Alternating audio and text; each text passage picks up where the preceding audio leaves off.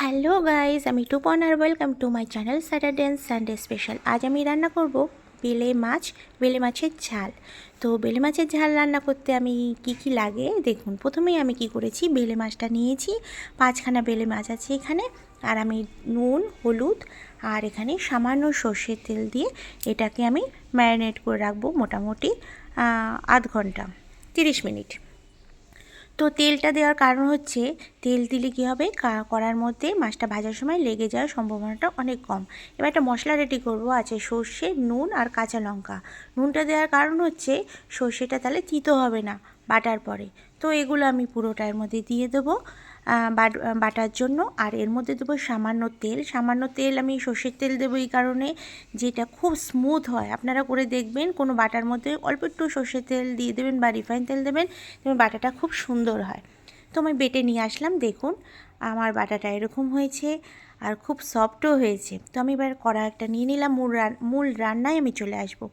নেব সর্ষের তেল, পুরো রান্নাটাই আমার সর্ষের তেলে হবে। তেলটা গরমও হয়ে গেছে। এবার প্রতিটা মাছ আমি কি করব, এর মধ্যে দিয়ে ভেজে তুলে নেব। তো মাছগুলো আমি দিয়ে দিলাম, আর আমার মোটামুটি ভাজা হয়ে গেছে। দেখুন মাছগুলো আমি ভেজে নিয়েছি। আর ওই একই তেলের মধ্যে আমি আরও একটু সামান্য তেল দেব, আর এর মধ্যে ফোড়ন দেব কালো জিরা। তো কালো জিরা দিয়ে দিয়েছি, একটু গরম হবে। তো এবার কি যে মশলাটা বেটে নিয়েছিলাম, কাঁচা লঙ্কা, সর্ষে, নুন, তো এটার মধ্যে দিয়ে দিলাম আর ভালো করে নাড়িয়ে চাড়িয়ে নেব। দেবো আমি কিছু মশলা, দেবো 2 চামচ হলুদ গুঁড়ো, 1 চামচ জিরের গুঁড়ো আর সামান্য নুনটা একটু দেখে শুনে দেবেন, কেননা সর্ষে বাটার সময় কিন্তু আমরা নুন দিয়েছিলাম। তো নুনটা একটু দেখে শুনে নেবেন। দেখুন মশলা থেকে তেলও বেরিয়ে এসছে।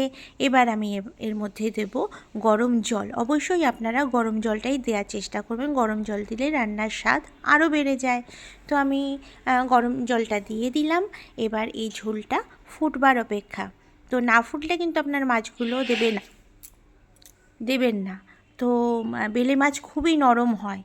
তো সে মাছগুলো দেওয়ার পরে আপনারা বেশি নাড়াচাড়া করবেন না। দেখুন আমি মাছগুলো ঝোলটাও ফুটে গেছে, আর আমি মাছগুলো দিয়ে দিয়েছি। আর আমি এর কড়ার ওপর কোনো কিছু ঢাকা চাপা দেবো না, কারণ বেলে মাছ খুবই নরম, ঢাকা দিলে আরও নরম হয়ে যাবে।